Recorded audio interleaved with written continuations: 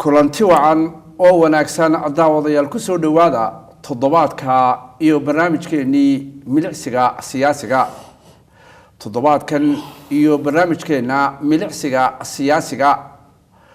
oo xilligan oo kale ka baxa telefishinka caalamiga ah ee Universal TV waxaa noogu martiya Xamse Cabdiraxmaan Khayre oo ah madaxa ololaha xisbiga wadani ee heer qaran wahagaaga حمسة برهدو واحد كورن تاريخ هذا أو كوبان. بسم الله الرحمن الرحيم. مركه هره تلفزيون كعالمي جاي يونيفرسال. جودهان والسلام يا جارهانا معلن فيصل. عاقل كلام والسلام يا تاريخ ذي وحوي وحنا حاطط كي استيتمات كي لشيء هرانت استيتمات كي لوري كوبي استيت كي ديان كجبلي أيان كل شيء. markii dambana waa tidee koobi 9 sano muxuu ahaa 87 sano kadibna waa tidee dagaalkii laga soo horjeeday Talisiyaad barxadhacay waxaana dadkii iyagoo 7 jiro toban gaarin qaxay ee dhibaatada ku dhacday markii koobi 9 lagu soo noqday dalka ayaan waxbarashadii hoose dhexe ka bilaabay daadii lagu bilaabay baan hay'ad iskuulada dunsan dhex fadhiyay دوسي هو صدق الشيخ محمد ورسمه يقبل خياله أيام هالك قبل ولا يسوي دوسن معلمين تيجا إياه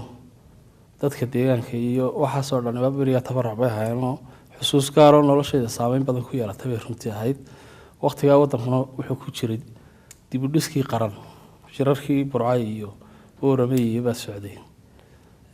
مركي دوسي قلح أما تمعدين أيان هالك وحبرشدي كودكتي قايبنا حقنا كودكتي تايدي سره وحنا لكن كقالي مركا جامعة هرقيسة يونيفرسيتي والله بدأ كوني لحدي كبحي سيدو خلا وحنا وحبرشة قارة توبر قارة بري قاطي عافمتك شيباران هايو كشقين شري شيبارك مدتي أنكو شري وحبرشة يعني حاجة نسوق جوري وحنا كوش قيسين شري حرفة شيبارك وطبعاً قرر النسية وإحنا نلاحظه advanced diploma لaba sano markaan iyo dhinaca ka bahda caafimaad ka shaqeeyaa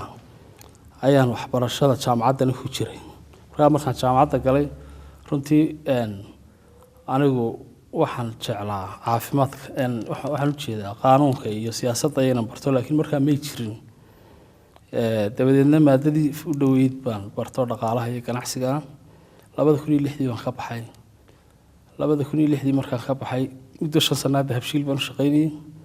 hay'ada caalamiga oo soo shaqeeyay dibadda intii ka dambeysay dawladda waan la shaqeeyay oo markaa horeba wasaaradda caafimaadka ee dhakhtarka weyn iyo shaybaadha ka Hargeysa Group Hospital hay'ada caalamiga oo soo shaqeeyo kuwan samafalka ama gargaar ka shaqeeya markii dambe ka baxay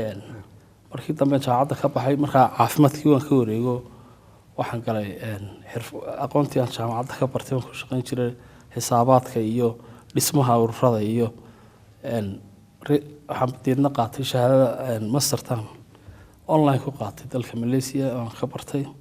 intii dambe xafiis yar oo anagu lahayn baan runtii kaga shaqeysanay markaan saxaafadda ku kulanay tababaran oo dadka tababara sida dhismaha ururada loo dhiso ayaa arrimahaas ka shaqeyn mararka qaarkoodna dadka u qora mashaariicda ganacsi dad badan u qoray mesela markii weel bank oo kale Somaliland Business Fund oo jiray waxaan u maleynayaa 100 qof in ku dhow waan u qoray dad guuleystay iyo dad aan guuleysan buu leeyihiin mashaariicdii aan beriga qoray guuleystay waxa kamid ah mashruuca digaaga ee ku yaala Hargeysa mantiq poultry la yiraahdo mashaariic kale oo weyn way jireen 2012 dhinacna ilaa markaan iskuulka ku jiray waxaan ahaa gudoomiyaha urur dhalinyaradu leedahay oo ururadu horeeyay la aasaasay markii dambana ahaa ururadii lagu bilaabay dalada Soomaaliya xaqaana waxaan ka ahaa dhalinyarada ku jirta arrimaha bulshada iyo dhaqdhaqaaqooda iyo arrimahaas marka xisbiyada waxaan ku biiray xisbigii horeeyay oo aasaasayashiis kamid ahaa ururkii Maxamed Cabdi Gaboos ee 2012 markii dib loo furay la bilaabay 6 dhalinyaro baan runtii Maxamed Cabdi Gaboos ولا تغني فكر كون كل أنا وحش كنت رسنا حسوستا لي حد قبل بون كسو جدني marka inkastoo markii dambe ururku shirweynihiisu qabsaday wixii ka dambeeyay aan aada uga qayb qaadan howlihiisa markaas axsaabtii ugu horreysay magaca ururka ummadana magacyadii lasoo jeediyey wuxuu nasiib u helay inuu kaasoo anigu aan bixiye la qaato dabcan mabda iyo qoristiisana waanu ku jirnay intii ka dambeysay 2012 howlahaygii kalaan iska galo dib baan uga yarbaxay siyaasadda imikaan dib ugu soo noqdana sidoo imikaan malaha xilligii dalka ka qayb qaadan lahayd tahayo xisbiga wadani ayaan shirweynihiisii markii uu qabsanayay ka mid noqday intii hore taageerayaashiisa waaweyn baa ka mid ah markaan soo koobo saas waayahay xamse nin dhalinyaro too taariikhdaada marka la soo bilaabay intaad siyaasadda ku jirtay waxaan leeyahay xamse marka madaxa matalan ololaha xisbiga ee heer qaran waa heer aada u sarreeya marka maxaad ku mutaysatay horta waxaa dee ii gartayoo isiiyey jagada guddoomiyaha xisbiga iyo hogaamiyaha ayaa dee ii gartay kolley aragtida hogaamineed ay qabaan madaxda u sarreysa xisbiga guddoomiyuhu horeeyo jagadan muxuu ahaa ololaha heer qaranna waxay ku jirtaa mas-uuliyadaha jagada la yidhaahdo hogaamiyaha xisbiga wadani oo ah jago cusub oo xisbiyada kale aanay lahayn oo annagu aanu leenahay baa waxa mas-uuliyaddiisa ku jirtay in hogaamiyaha shaqadiisu ay noqoto ololaha iyo xiriirka qurba joogta iyo arrimo kale marka ninkan dhalinyarada ah oo xirsiga runtii dadka hirgeliya inuu dhalinyaro cusub iyo jiil cusub horseedo ayaa runtii soo jeedinta lahaa gudoomiye cabdiraxmaan runtii xogaa aqoon oo kooban baanu lahayn oo ilaa markaa hore xeerka la furay 2012 xiriir baanu lahayn waxaan u aaneeyaa anigu suldaanna ima kaxayn odayna uma tegine madaxda xisbiga iyo aragtideedu hogaamiye waayahay ayaa ii gartay aragtiyada xisbiga maanta marka la eego gabiile meel bay u badan tahay idinkuna musharax baa leedahay musabixi maxaad u raaci weyday idinka markaad leedahay maxaad uga jeedaa waxaan u jeedaa gobolka beeshaada ya beeshaada aragtidaas horta waa aragtida aynu u baahnay inaynu bedelno aniga kuu sheegay markaa horena anigu ururka maxamed cabdi gaboose ayaan uu guddoomiyaha u ahaa baan dadkii asaasana ka mid ahaa kuna jiray marka anigu waxaan aaminsanahay in dhalinyaradu tallowdo isdhexgal yimaado mujtamaca loo horseedo inay wax wada qabsadaan oo matalan aniga weligii urur kale kama mid noqon aan ahayn reerkayaga urur kale oo galay ma jirto awowgii laba taas oo ahaa aabbahay saas oo ahaa ma doonayo aniga yenankayaguna inaanu ku jirno xerada kooban ee reerka markaa inaanu dadka loo reerka ka baxsan iyadoo Soomaaliland ay qoys kaliya tahay in la isku tallaabo aniguna weliba waxaan doortay inaan tallaabada koowaad qaato xisaabta kale loo tirinay deegaano kaliya beelo ka soo jeedaan aan horseedno ayaan aniga dee taas iga soo go'day oo sidaa dee xisbiyana leeyahay reer lamaha oo waad ogtay xisbiyadana waxay noo samaysanay dadku inay isku dhex galaan shaqooyinka xisbi marka la yiraahdo shaqada koowaad waxa weeye isdhexgal iyo bulshada inuu keeno haddii rabbi xukunkeeda leeyahay dadkii daynu wax isku darsadaan in waxagaag dad badan matalan sida waxa dhawaan commissionka ayaad ku eedeysay arrintaasi iyada oo dad badan oo xataa gobolka ka soo jeeda markii aad wararkaasi soo baxay ay aad iyo aad uga xumaadeen iyaga oo leh xamse ma wuxuu ka soo horjeedaa sidii ay wacyigelinta reer gabiile ay campaign-ka ay ku qaadeen ay kaararkii ay u qaadanayaan miyuu ka soo horjeedaa horta Faysal walaal arrintu waxay dar hadda heedo deemay si fogeeyay way qoyinta aniguna waxaan ka mid ahay dadka aadka ugu ololeeyay gabiile gobolnimadeeda halkani taariikhdeeda ku sheegay halkan ku soo barbaaray cid iga lex jala badan ma jirto gobolku gobol miisaan siyaasadeed oo weyn leeyahay waxaan aad u dhaleelsanaa حتى ديوان قلت ستيدي كنت أكون ستيد بقول بايس كديوان قلي وحنا مثلا هاي حديث يو عن لوجه هالقلب بقول كنا وقف أي سكت ديوان قليل لها تعلفت إذا أنا نقول لك سنة تعرفوا يديكم مش نكوا حيد كوابو فرنا مددي شرعي هاي حل كبحسن إذا مراقبين تي أنا جحس بها إنه تشوكتنا أنا تشوكين مرة وان شعله قبل كي ديان كسوتش ده إنه عط بدن هلان in dadku isugu diiwaan geliyo kaarka qaato waan jeclay laakiin inay wado sharciyeed ee xalaala arrintaas ku timaado weeye taana ma ahayn oo xalaalnimadeeda waxa duraysa xilliga la qaadanayay arrin xilligii sharciga ahayd bay ka baxsaneed oo wixii 6 ka dambeeyay bay ahayd waxaana dhinac kaliya ayaana hawsha watay xisbi xaakimka iyo sidoo sharciga waliba aan ku dhameystiray gobolka oo dhan ma ahayn 7 goobood oo markaa u badnaa meelaha uu xisbi xaakimku ka helayo codadka magaalada Gibiley oo kaliya gudaheeda ah gobolkuna uu ka balaaray 27 goobood way waxa kale oo dhan way xidhnaa xataa arrin gobol ma ahayn arrin xisbi u gaar ah ahayd arrinaan dee isku ogeyn baa war sharciga uu daan ku wada shaqeynahay sida sharciga commission ku dhigay matalan goobaha 6 markay ay xidhmayso dadka ay ku xidhantay jooga meesha waa la xiray dadkaasi inay dhamaadaan oo waqti saayida ay helaan sharciyadu ma dhigayn waxa way dhigaysaa waxa weey markay 6 markay 6 gaadho dadkii kuyo ku jiray markay 6 gaadho goobta inta joogta ayuunba wax kale kuma soo biiri karaan intaas la dhameystiraya deedna waxay intaas hadii waqti qaadato maxay dee goobahan tagnay qaarkood cidiba ma joogin qaar ban steedii tagnay qofba ma hor joogin codaynaya laakiin waxa ku jiray dad aan garan weyno marka qaarkood kaarka siri lambarka qorayay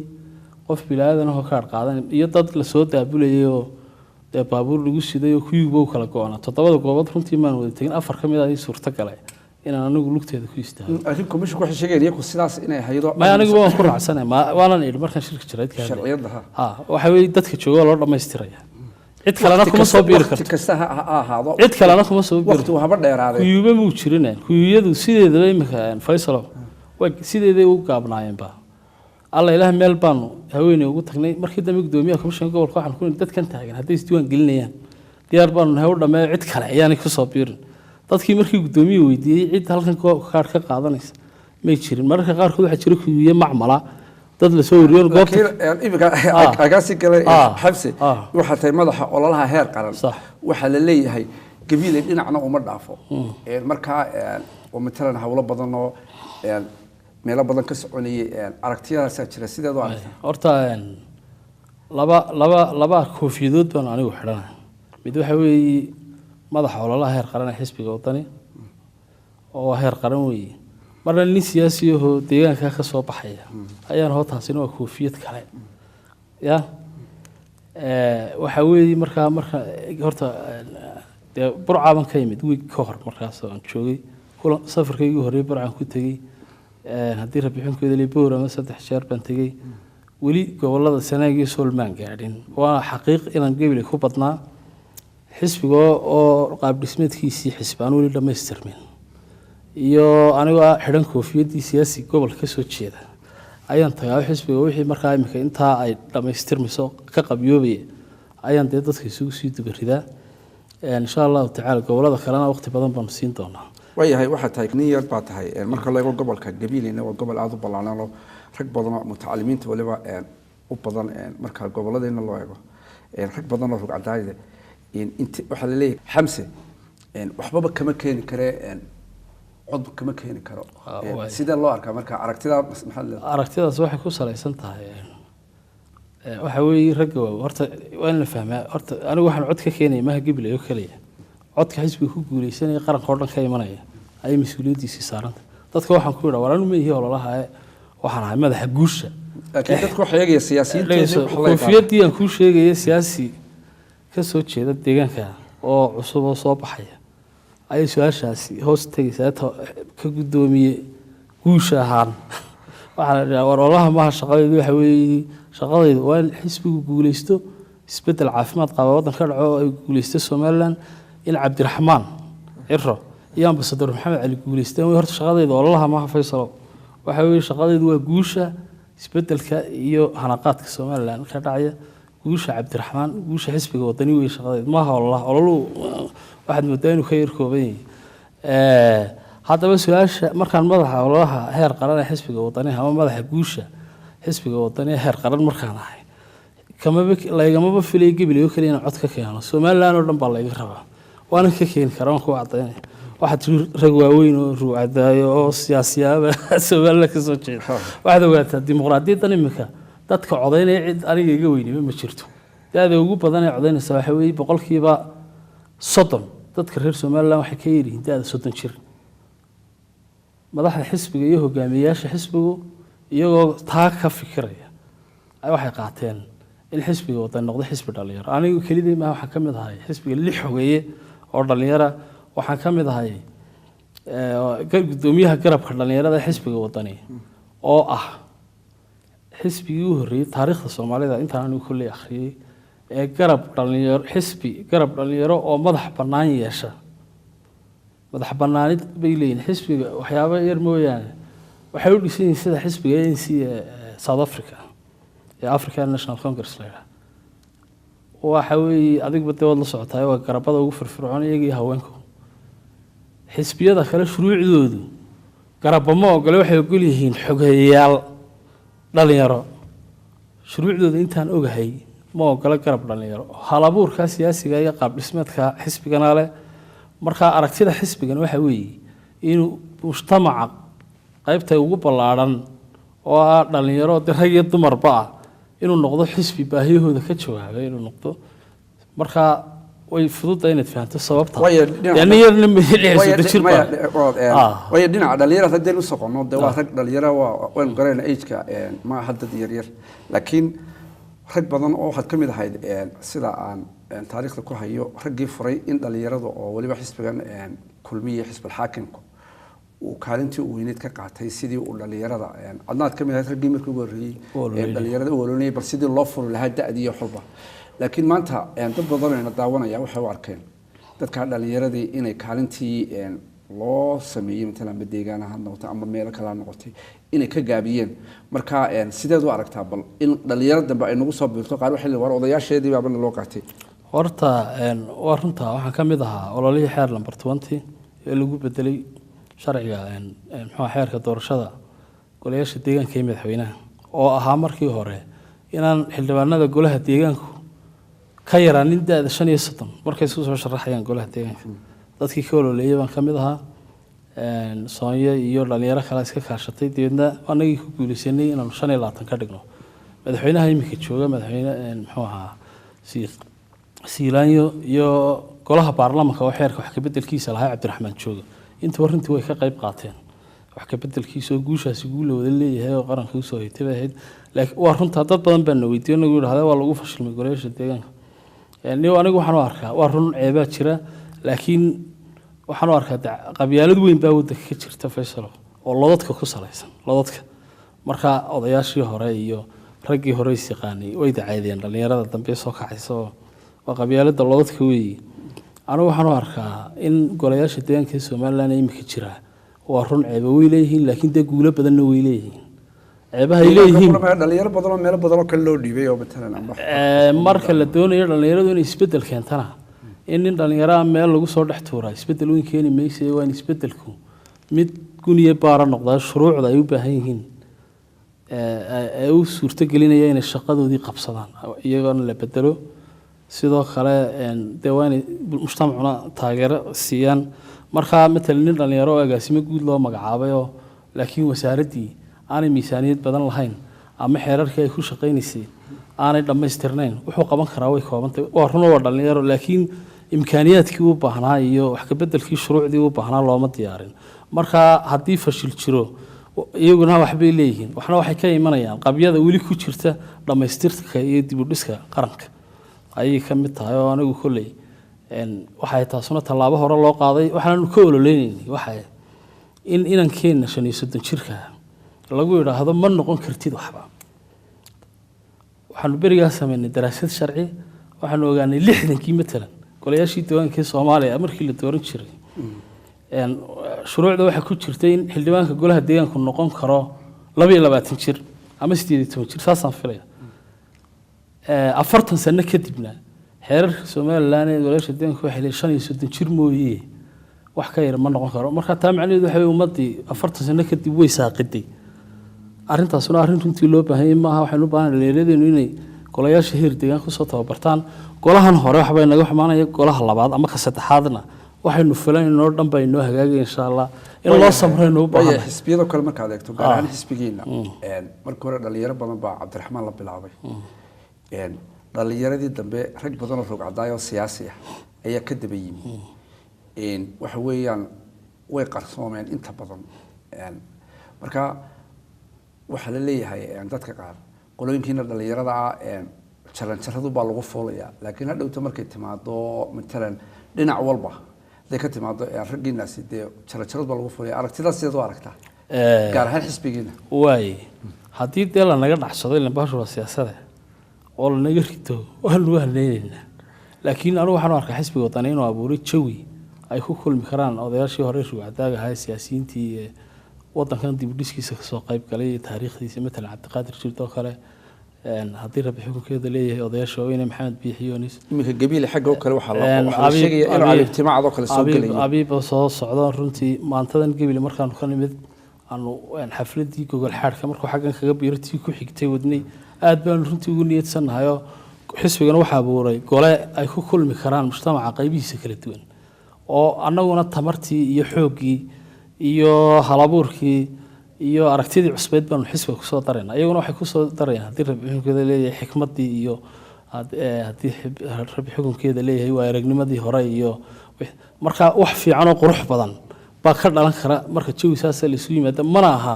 mid la ishirdiyayay oo mid la wada shaqaynayo runtii hadhow haddii guushu timaadana maanta oo dee la xisbi leeyahay haddii lagu heshiiyey oo dee jilaalkii lagu jiro yacni hawshu adag tahay berrita guugana waa la wada shaqayn karaa ayaan anigu aaminsanahay waana runtii waxay tahay xisbiga marka la qiimeynayo in lagu qiimeeyo inuu kulminayo mujtamac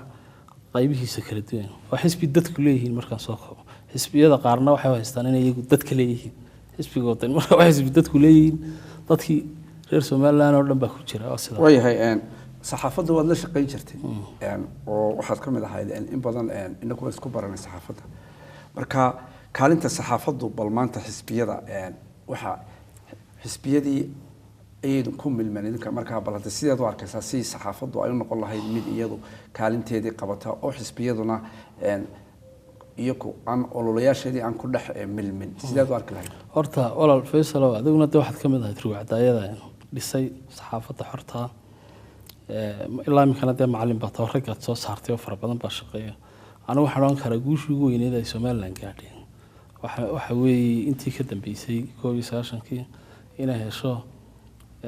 saxaafad madax bannaan guul aada u weyn oo ay ahayd fursad weyn oo aanu helnay weliba qoladeeda dhallinyaradii wey waad ogtahay cidda ka shaqeysa da-dayda iyo da-aha ka yar ayaa ka shaqeeya waa meel annagu aanu leenahay haddaanu dhallinyarada nahay saxaafaddu xisbiga wadanina uu dhiirigelinaya saxaafadda muddadii 8 sano ahayd matalan xisbiga xaakimkani joogay aad bay runtii xadhigga saxaafadda iyo soo noqnoqotay shuruuc badan oo saxaafaddu u baahan tahay مثلا حير نمبر 27 سو مو 2004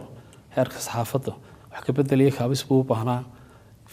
fulintiisii lama sameyn xeerkii broadcasting looga ayaan isna jirin barnaamij siyaasadeedkayga waxaa soo dhan baa ku jira waxa kaloo ugu bushaareynaya in anagu aan barnaamijkii siyaasiga ah ku darsanay inaanu idaacadaha furno oo aanan sabab ay u xidhan yihiin oo macquul ah aanay jirin mujtamaceena badankiisu waxna ma akhriyo waxna ma qoro sida kaliya wadanka loo dardargelin karo horumarka waxa weeye in la helo qalab warbaahineed oo idaacaduhu ka mid yihiin ilaa imikana way xidhayin dowladdan kuwii ka horreeyba way xidhayin marka furista idaacadaha xamse markaan xaqiiqada isku sheego dad nala jirtay maanta saxaafadeena markaad soo eegto anigu ka mid ah waliba ragga soo saara ka mid ah haddana website-dadii markaad eegtay inuu si objective ah xaqiiqa warramayno حتى magacyadoodu waxay ku salaysan yihiin waa qabaa'il marka maanta haddii idaacada la furo reer waliba idaacadu ka hadlo waxay u baahan tahay meesha qodob muhiim ah taabatay kaalintii dowladnimada dhiba dowladdu markay saxaafadda noqoto iyo dee hawlaha kale ee qaranka jira kaalin bay leedahay kaalintaas waxa weeye regulatory baa leedahay waxa weeye inay iyadu kaantaroosho ku ilaaliso xayndaabka ama waxa saxda ah ku ilaaliso marka haddii kaalintaasu maqan tahay kaalintii aqooneed ee saxafiguna maqan tahay macno dhaqaalana aanay saxaafaddu lahayn waxa weeye haddaanay isbixin saxaafad dan jaraa'idka soo baxaya aan la maal gashan oo aanu inamada saxafiyiinta u shaqeynaya mushahar helin oo aanay heshiis shaqaale ku jirin oo waxa weeye arrimihii aynu ka hadli jirnay qabaxdu ka mid ahayd wararka ku tiri ku teenta iyo inay u adeegaan dana kale oo shisheeye iyo kuwa beeleedba way imanaysaa waxaa loo baahan in la abuuro dowladnimada ama dowladda dhalanaysa la timaado siyaasad ay ku abuurto jawi saxaafaddu ku howlgeli karto oo saxafiyiintu sharaf iyo karaamo leeyihiin barnaamijkii siyaasiga markaa saxaafadda taas waad ila horseertay barnaamijkii matalan barnaamijyadan siyaasiga xisbiyadu dadka qaar waxay u arkaan inay qabyaalad ku salaysan yihiin aragtida maxaad ka leedahay maxaa se barnaamijkiinu yahay horta mid baan kuu sheegaya dadka ina daawanayna jeclaan inaan u sheego iyadoo ay 120 cisho wax ku dhow doorashadii madaxweynenimada Soomaaliland ka harsan yihiin xisbiga kaliya ee mujtamaca Soomaaliland ilaa imika uu soo gudbiyay barnaamij siyaasi wax xisbigeega ma jiro labada xisbiga kale naga soo horjeeda ilaa imika barnaamij siyaasadeed oo ay 2017 doorashada ku galayaan ma keenin waxaan jecelnahay taa inay dadku u dhug yeeshaan marka loo gudbo barnaamijyada waxa ku qoran iyo la isbarbar dhigay ballamahan sameynayna iyo qiimeynta kale hadaanu barnaamij balahayn labada xisbiga kale la tartamay horta in la naga masuugine taa in la nasiyo dhibceeda waan jecelnahay in la nagu qiimeeyo waan jecelnahay barnaamijkeega markaan soo noqdo anaga barnaamijkeega qabyaalad kuma salaysna waxa ku salaysan yahay waxa loo baahan yahay Soomaaliland inay qabato 5 sano soo socota iyo qabyooyinkeeda ugu waaweyn iyo arrimaha mudnaanta leh ku salaysan yahay waxana ugu waaweyn barnaamijka oo ku jira aqoonsiga caalamiga sidii loo heli lahaa sidii ciidamada iyo militariga loo adkeyn lahaa abaaraha soo noqnoqday sidii wax looga qaban lahaa waxa kale oo barnaamijkeegu si gaar ah u taabanaya in dhaqaalaha dalka dib loo habeeyo oo la habeeyo bankiyadii wayahay daqiiqadii ugu dambeeyay waxa bal maanta hadaad fursad u heshay waxa socda kaar bixintii maxaa dadka ugu baaqi lahayd dhammaan dadka Soomaaliland si ay kaarka u qaataan oo ay si xor xalaal ay u footeeyaan wajigii koowaad